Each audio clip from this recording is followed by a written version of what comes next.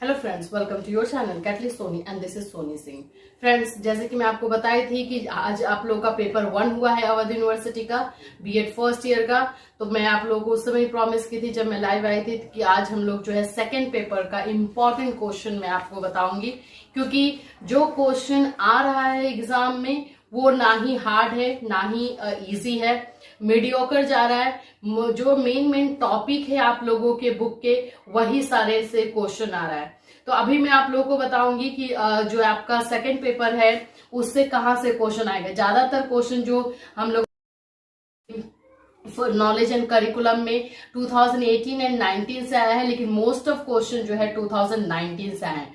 तो आप देख सकते हैं मैं यहाँ पे आपके पास हूँ क्वेश्चन सेट लेकर के।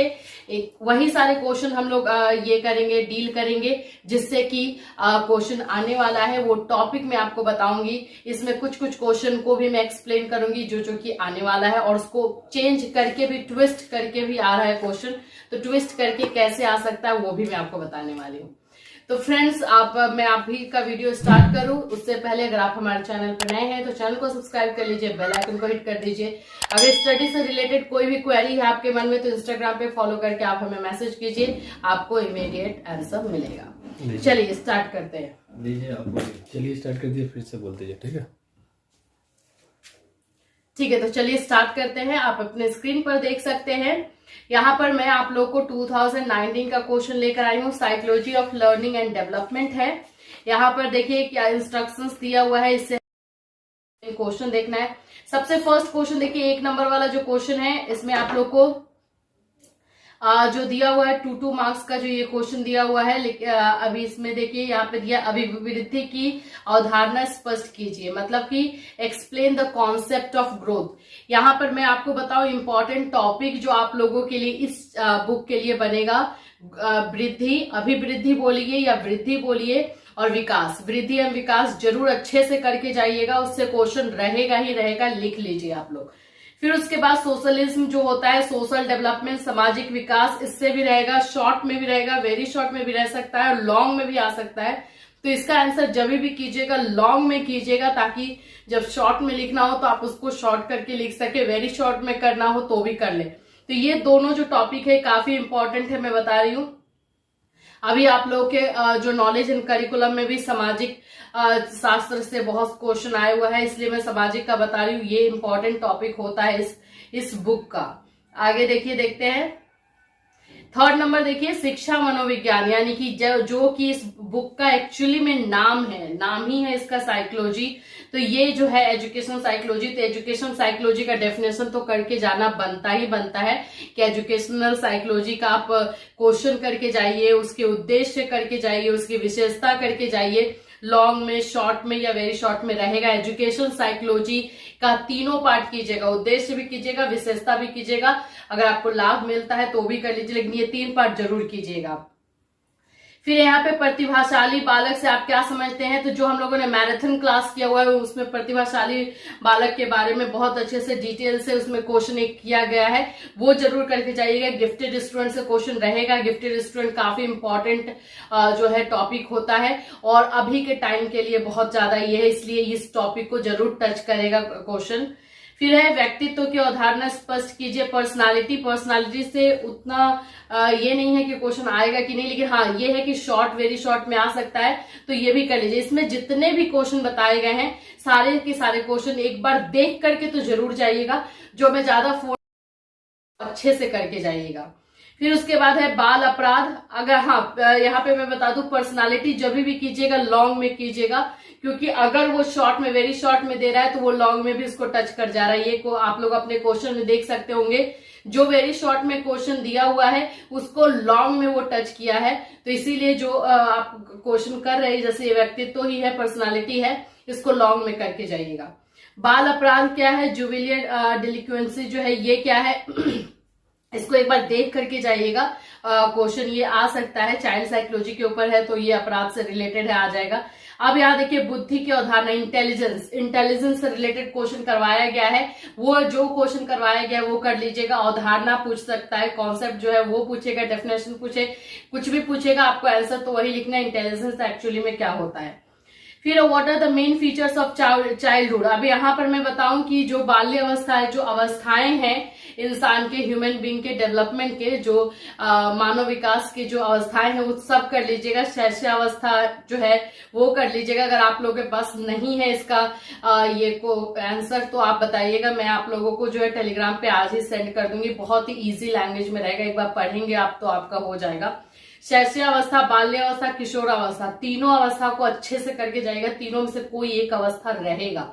ज्यादा चांसेस बाल्यावस्था का है, लेकिन किशोरावस्था भी कोई अनटचेबल नहीं है, वहां से भी आ सकता है। ठीक है, तो जब भी कीजिएगा ये तीनों ना, शैशवावस्था उतना आता नहीं है लेकिन आएगा तो वेरी शॉर्ट में आएगा। तो अगर ये बाल्यावस्था या किशोरावस्था जब भी ये क्वेश्चन कीजिएगा लॉन्ग में करके जाइएगा, क्योंकि इसको शॉर्ट, वेरी शॉर्ट बनाना इजी रहेगा। क्वेश्चन ये ज्यादा लॉन्ग में आने के चांस है। अब आते हैं मनोविज्ञान तथा शिक्षा में संबंध, जो इस बुक का जो है एक्चुअली में मेन है। जैसे कि आप देखिए नॉलेज एंड करिकुलम था, क्या था? नॉलेज एंड करिकुलम, ज्ञान और पाठ्यक्रम। तो आपने अगर नोटिस किया हो तो आपके क्वेश्चन में ज्ञान से भी उतना ही क्वेश्चन आया है, पाठ्यक्रम से भी उतना ही आया है। तो यहाँ पे क्या कर रहा है ना कि जो बुक का हेडिंग है उससे एक क्वेश्चन रह ही रहा है। तो यहाँ पे ये एजुकेशन साइकोलॉजी है, लर्नर के बारे में है, तो इसमें आप लोग उन तीनों पार्ट को अलग अलग करके जरूर कर लीजिएगा। ठीक है, तो आप यहाँ पे साइकोलॉजी और शिक्षा का जो ये है रिलेशन है, ये दोनों को अलग अलग कर लीजिए। मान लीजिए कि आपको संबंध बताने नहीं आ रहा है तो आप दोनों का डेफिनेशन लिख करके दोनों में रिलेशन जो बता दीजिएगा कि एक दूसरे से अलग नहीं है, फिर या एक दूसरे के अभिन्न अंग है, इस तरह से करके लिख दीजिएगा, लेकिन डेफिनेशन जरूर कीजिएगा। अब आइए एटीट्यूड की बात करते हैं। अभिवृत्ति का चांस है कि ये लॉन्ग में इस बार क्वेश्चन देगा, लेकिन अभिवृत्ति एटीट्यूड जो है वो जरूर कर लीजिएगा।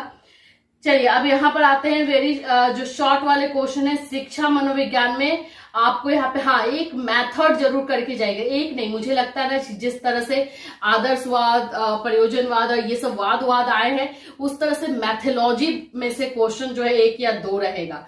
तो यहाँ पर जो है आपको प्रयोगात्मक विधि पूछ रहा है, एक्सपेरिमेंटल विधि। तो और भी जो विधि है प्रोजेक्ट मेथड है, प्रोजेक्ट मेथड पे मुझे ज्यादा डाउट है कि आ सकता है, तो प्रोजेक्ट मेथड है। और जितने भी मेथड करवाए गए हैं वो मेथड जरूर करके जाएगा। मैथोलॉजी से एक क्वेश्चन रहेगा, एक विधि से जो टीचिंग मेथड होता है उससे क्वेश्चन एक रहेगा। यहाँ पे एक्सपेरिमेंटल की बात हुई है। बालक के विकास में आनुवांशिकता एवं वातावरण की भूमिका, यहाँ पे हेरिडिटी एंड एनवायरनमेंट में जो संबंध बताना है, हेरिडिटी एनवायरनमेंट किस तरह से किसी भी बच्चे के डेवलपमेंट में जो है अपना योगदान देती है या इम्पैक्ट करती है, वो बताना है। तो आप ये अगर नहीं भी पढ़ रहे हैं तो भी थोड़ा सा सोच समझ के लिख दीजिएगा। आनुवांशिकता मतलब कि पेरेंट्स से मिलने वाली चीजें जो बच्चों में आती है, और जो आपका हो गया वातावरण, इन्वायरमेंट, तो जिस इन्वायरमेंट में बच्चे रहते हैं, जिस वातावरण में रहते हैं, उसको वो अडेप्ट करते हैं, उसको अपने अंदर लेते हैं ऑब्जर्व करने के बाद, तो उस पर इम्पैक्ट पड़ना जाहिर सी बात है, लाजमी है। जिसमें लैंग्वेज पे इम्पैक्ट आ जाता है, उनके बिहेवियर पे इम्पैक्ट आ जाता है, उनके भाषा पे इम्पैक्ट आता है। ये सारे पॉइंट्स में करके लिखिएगा जिससे मार्क्स अच्छे आएंगे। ठीक है, हाँ, जीन पियाजे की जो थ्योरी है ये जरूर कर लीजिएगा। यहाँ पर देखिए, यहाँ पे क्वेश्चन ट्विस्ट ये कर सकता है, इसी क्वेश्चन के लिए मैं बता रही थी। जीन पियाजे का हो सकता है नाम ही ना दे, नाम ही ना दे, क्योंकि जीन पियाजे से बच्चे थोड़ा सा अलर्ट हो जाते हैं और जीन पियाजे की थ्योरी लिख देते हैं। तो यहाँ पे ये क्वेश्चन कर सकता है कि संज्ञानात्मक विकास के सिद्धांत की व्याख्या कीजिए। तो सिर्फ और सिर्फ अगर संज्ञानात्मक विकास देता है तो भी आपको जीन पियाजे की थ्योरी ही लिखना है, क्योंकि संज्ञानात्मक विकास के बारे में जीन पियाजे ने ही थ्योरी दी है, तो वो थ्योरी को आपको लिख देना। बस यही ट्विस्ट कर सकता है, क्योंकि आज के क्वेश्चन में मुझे 2-3 क्वेश्चन ऐसे थे जो ट्विस्ट करके दिए हुए थे, एक नंबर के थे लेकिन ट्विस्ट किए हुए थे। ठीक है, तो ये थ्योरी जीन पियाजे वाली जरूर कीजिएगा। स्किनर के अधिगम सिद्धांत की मुख्य विशेषता, क्योंकि इस बुक का नाम अधिगम से भी रिलेट कर रहा है, लर्निंग से भी रिलेट कर रहा है, तो एक तो लर्निंग की थ्योरी रहेगी, और ज्यादातर चांसेस स्किनर या थॉर्नडाइक इनमें से ही किसी का आता है, तो स्किनर का जरूर कर लीजिएगा। क्रिएटिविटी भी हम लोगों ने किया हुआ है। क्रिएटिविटी मैं इतना बताऊं कि जो मैराथन क्लास करवाया गया है सेकंड पेपर का भी, वो अगर आप करके जाते हैं तो अभी तक तो मैं ऐसे ही बोल रही थी कि आपको 60 to 70 आ जाएगा। मैं अब एश्योर करके आपको बोल रही हूँ कि आउट ऑफ 80 आप 60 to 70 मार्क्स ला सकते हैं, जैसा पेपर आज का हुआ है। ठीक है, फिर यहाँ पे मेंटल हेल्थ मानसिक आरोग्यता के सिद्धांत का उल्लेख कीजिए। ये अगर नहीं भी करते तो आप लोग का चल जाएगा, लेकिन मानसिकता से ऐसा लग रहा है कि क्वेश्चन आ सकता है।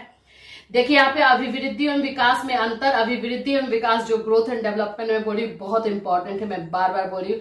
अंतर कीजिएगा, कितने फिलोसफर ने क्या क्या इनके बारे में डेफिनेशन बताए हैं वो सब कीजिएगा, अंडरलाइन कीजिएगा सब अच्छे से।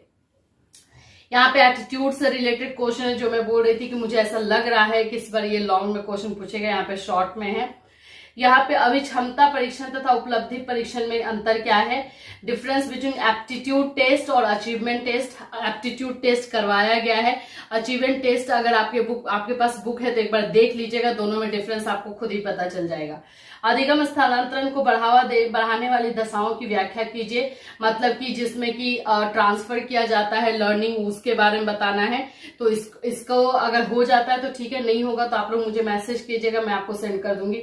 दूसरी एक और चीज बताऊं कि आज के क्वेश्चन में आपने देखा होगा कि टीचर का योगदान पूछा है, तो हो सकता है कि कल के भी क्लास में टीचर का योगदान पूछ दे कि टीचर का क्या इन्वॉल्वमेंट होता है लर्निंग में, क्योंकि लर्निंग के प्रोसेस में टीचर भी एक बहुत ही इंपॉर्टेंट पार्ट होता है।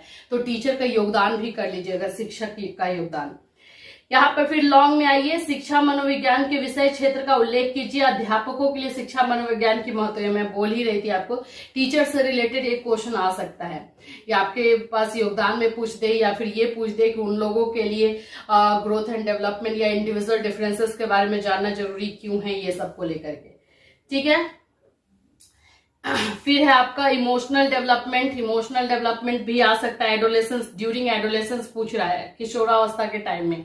तो उस समय तो तूफान की अवस्था इसीलिए कहा जाता है क्योंकि उनके अंदर बहुत सारी भावनाएं चलती रहती हैं और वो सारी भावनाओं से जो है लड़ते रहते हैं। तो वो संवेग के बारे में है। ये इमोशनल डेवलपमेंट हम लोगों ने किया हुआ है अब मैराथन क्लास में, तो कोई ज्यादा प्रॉब्लम नहीं होनी चाहिए। यहाँ पे व्यक्तित्व के कुछ निर्धारकों का वर्णन कीजिए। व्यक्तित्व मापन के, तो ये पर्सनालिटी से रिलेटेड है, इसको मेजरमेंट करना है। इसमें निर्धारक तत्व क्या क्या आ जाएंगे, एनवायरमेंट आएगी, हेरिडिटी आएगी, वो बच्चे का जो है financial problem, economical problem, family dispute, ये सब कुछ इसमें आ सकता है। फिर है अभिप्रेरणा यानी कि मोटिवेशन। मोटिवेशन से एक क्वेश्चन रहेगा, या तो शॉर्ट में या तो लॉन्ग में, मोटिवेशन जरूर करके जाइएगा। फिर है एडजस्टमेंट, समायोजन से आप क्या समझते हैं, ये मानसिक स्वास्थ्य यहाँ पे दिया हुआ है।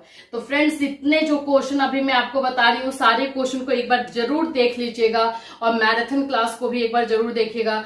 बिल्कुल मुझे एश्योर मैं हूं कि आप लोग का कल का पेपर भी अच्छा जाएगा और आप अच्छे से मार्क्स लेकर के आएंगे। अगर कोई प्रॉब्लम होगी इंस्टाग्राम पे फॉलो कीजिए और मैसेज कीजिए, मैं बिल्कुल आपके हेल्प के लिए रेडी हूँ। तो फिर मिलूंगी, till then have a nice day.